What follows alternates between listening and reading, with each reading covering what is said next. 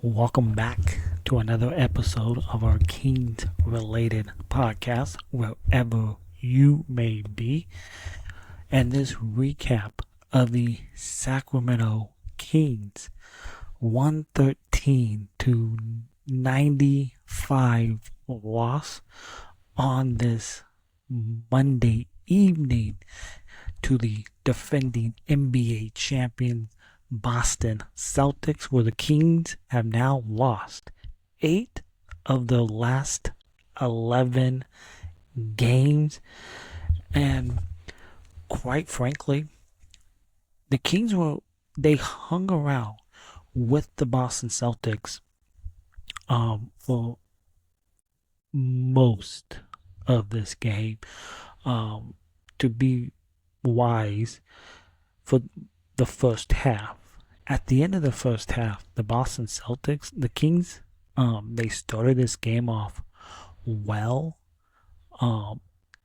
in the first half, but the Boston Celtics, they made a late run in that first quarter where Peyton Pritchard hit a three to end that first quarter, and the Boston Celtics took a 1-point lead going into the second at 30-29. Sabonis, who returned in this game after missing the last week or so with that ankle injury. Also, he had the bandage over his eye from that game against, I believe it was Memphis, where he got that. But Sabonis, he had a double-double in the first half, 10 points, 10 rebounds in the first half. It was a slow start for DeRozan in this game. A lot of his shots early on were coming up short, and you can tell a lot of that was because of the legs, heavy legs, with DeRozan. And the Kings overall, within that first half, you had DeMar DeRozan and Zach LaVine were a combined 7 of 24 from the field, over 5 from 3-point range in this game early on. Not great from two of your best players in this game, but Zach LaVine got it going late, and then also DeRozan got it going as well late, but it was not enough. But Sabonis, who missed the last 3 games with the ankle sprain, and he looked like he didn't miss a beat early on in this game. Double-double in the first half. He finished with 16 points, 7 rebounds. And when these two teams met up in January, he had 28 rebounds in that meeting in Boston that the Kings won. So Sabonis did not miss a beat in this game. Keegan Murray, who had to defend Giannis, on Saturday night. He got Jason Tatum tonight in this game, and it's a tall order. And the stats don't tell the whole story, but Keegan Murray lost that battle tonight because Jason Tatum, who left the game early because of an ankle sprain, he was just Jason Tatum was killing the Kings in this game, but Keegan still posted 13 points, 5 rebounds in this game. DeMar DeRozan, he's not bashful. Again, slow start for DeRozan in this game, but as I said earlier, a lot of his shots were short, and you could tell He's been playing a lot of minutes in this what buzzsaw of a schedule the Kings have here to end the season. Um, you can see it in his legs where the shots were coming up short. But in this game, DeMar DeRozan, who was 9 of 24 shooting, he finished with 20 points in this game. But he also did a nice job setting up his teammates in this game, posting a season high with 10 assists in this game. So, despite the shooting by DeRozan, nice job setting up his teammates in this game. And I've said it before, and I'll say it again. Good things happen when Keon Ellis starts. Keon Ellis again got the start tonight as Malik Monk missed this game because of an illness. And Ellis, he continues to shine when he is given the opportunity to start. Why they don't have him start is the greatest mystery with this ball club, despite them not being good enough. But Keon Ellis, he stuffed the stat sheet tonight. He had 14 points. He had 3 rebounds. 3 rebounds, 2 steals. On the downside, he made some pretty wild passes. And he finished with 4 turnovers in this ball game. Not great from your starting point guard in this game. But again, Zach LaVine, slow start. I don't think it's been a thing with Zach LaVine here lately. At halftime, Zach had 7 shot attempts at halftime. Zach LaVine, he's got to be more aggressive in ball games. Like how Keegan comes out to start games. I like how Keegan is aggressive, looking for a shot. That's what the Kings need from Zach LaVine, and an aggressive Zach in these games, because again, Zach got it going late, but it was too little, too late. Where he scored 6 points. He had 6 points through the first 3 quarters in this ball game. But and he looked inspired in that fourth quarter. But again, too little, too late. The Boston Celtics already had this game in hand. He put up 8 of his 14 points in the final quarter in this game, as the Kings somewhat tried to attempt a comeback, but it was too little, too late. Zach also added 5 rebounds. He also had 4 turnovers in this game. So your starting backcourt tonight had a combined 8 turnovers in this ball game. Not great by your starting backcourt in this game. So the Boston Celtics, they dominated in that second half, and the Kings had no answer for the defending champions. And you want to know what your ball game was? Your ball game was right here, folks. The Boston Celtics, 19 threes. The Kings, only 8 threes.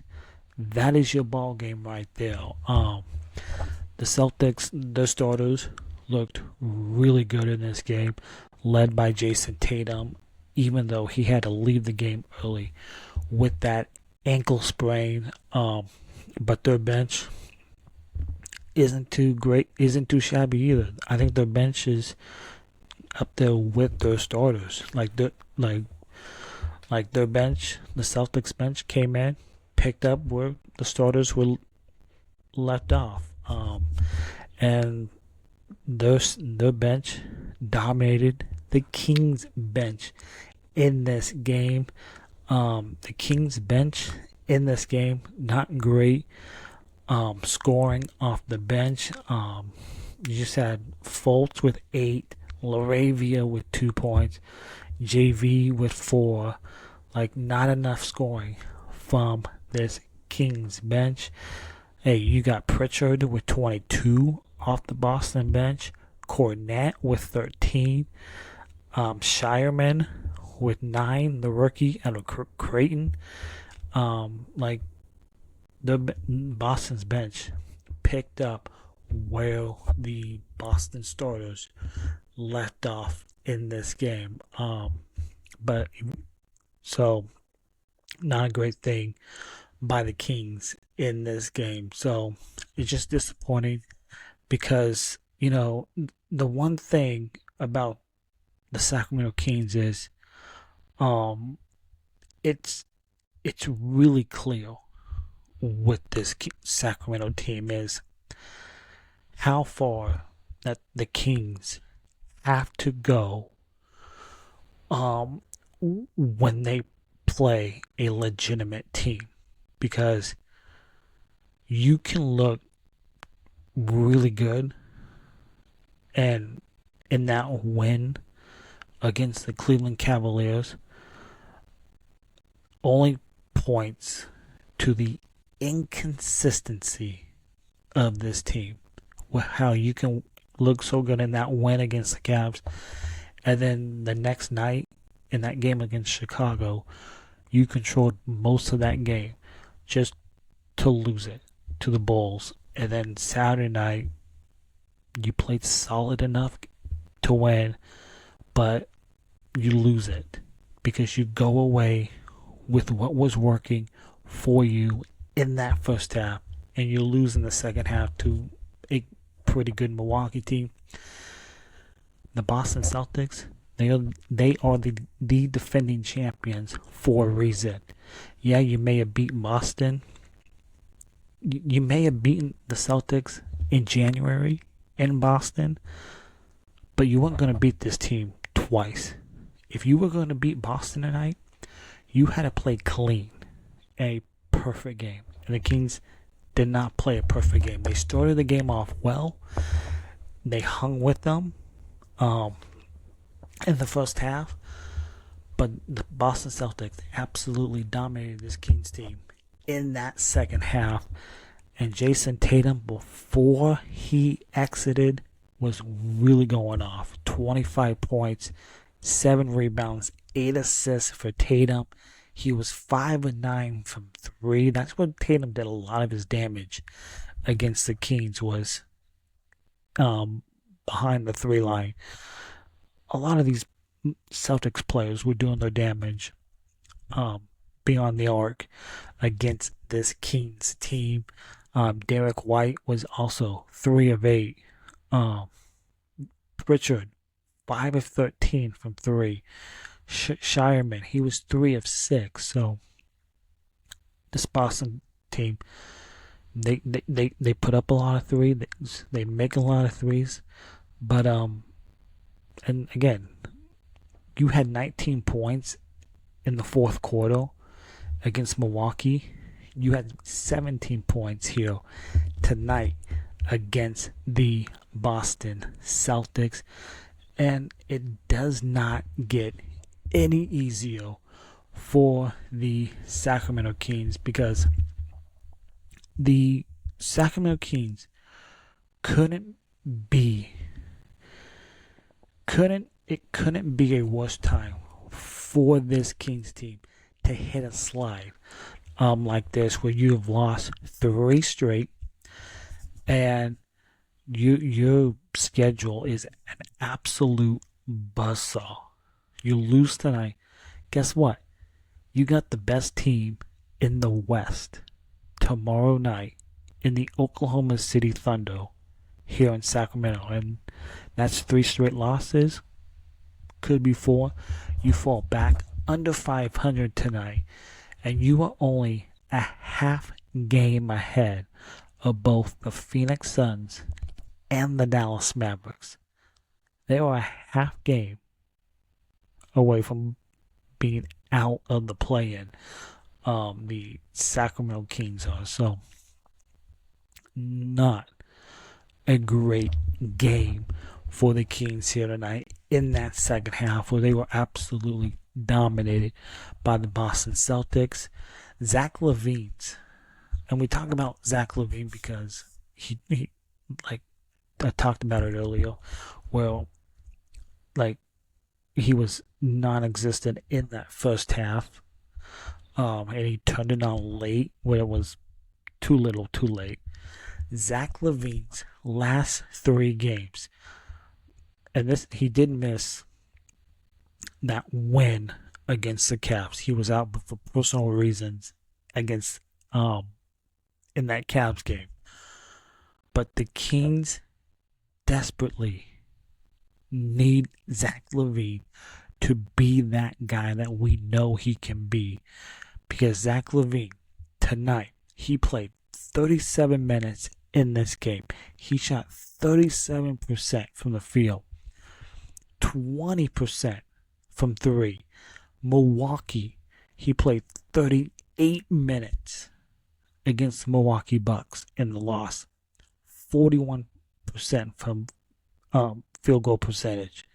He shot 20% from 3 against his former team last Thursday against the Chicago Bulls. He played 33 minutes. He shot 22% from the field, 16% from 3. Not great by Zach LaVine in those last 3 games. And also, Boston, Zach LaVine, 14 points tonight. He had 16 points on Saturday night. And in that game against Chicago, he had 8 points. So if the Sacramento Kings are going to want to get to that play-in, right now they're 9th. If they want to get to stay in that play-in, they need Zach LaVine to be the guy that we know he can be. Because right now, Zach LaVine, he's only taken tonight? Looking at the box score here tonight, Zach LaVine, 16 shot attempts. In 36 minutes of action. Zach LaVine, he's got to come out. He's got to look for a shot. He's got to be more aggressive to start the game. And his teammates, they have got to find him, set him up in good positions. Because this team's not going anywhere this season if they don't get Zach LaVine that we know who he can be. So the Kings, they fall tonight to the Boston Celtics 113-95, and it is all bad news tonight as both the Dallas Mavericks, they beat the Brooklyn Nets as Anthony Davis made his return tonight for the Mavericks. In 26 minutes of action, he scored 12 points for the Mavericks, and this was AD's second game with the Mavericks since that shocking trade earlier this season at the deadline. And this was after AD has missed the last 18 games for Dallas. And then the Phoenix Suns, they win on a Devin Booker game-winning shot to beat the Milwaukee Bucks in Phoenix by 2. And that is a Suns team that has now won 4 straight in a row, 6 straight at home. And that is a Suns team 2 games under 500. They are half game uh, behind the Sacramento Kings for that ninth spot, and the Kings could not have picked a worse time to hit their slide, and we knew it when we were looking at the schedule. We knew this was going to be a tough schedule for the Sacramento Kings. And then the Oklahoma City Thunder tomorrow night with the likely MVP and SGA tomorrow night. So buckle up. And then after that, you end this homestand on Thursday against the Portland Trailblazers. So it's not getting easy. And then after that, you go on your final road trip of the season. 6-game road trip that will take you to Orlando, Indiana, Washington, Charlotte, Cleveland, and then Detroit. And then you finish the regular season up at home against the Nuggets, the Clippers, and that final game of the regular season against the Phoenix Suns. That could be that game against the Suns could be a win and get in. The winner of that game, like the last game, that could potentially be a win or go home situation. So the Kings three game losing streak for the Sacramento Kings. You got the Thunder tomorrow night. You couldn't have picked a worse time to hit the skid. So we'll see what the Kings do tomorrow night against OKC. Thanks for tuning in to this episode of our Kings related podcast. If you're watching on YouTube, please hit that subscribe button, hit that thumbs up, leave a comment down below in our YouTube comments. If you're listening on your preferred audio platform, Apple, Spotify, please hit that follow button, rate 5 stars, leave a nice little review, be much appreciated. And we'll see you tomorrow night for another post-game recap following Thunder and the Kings tomorrow night. As always, go Kings.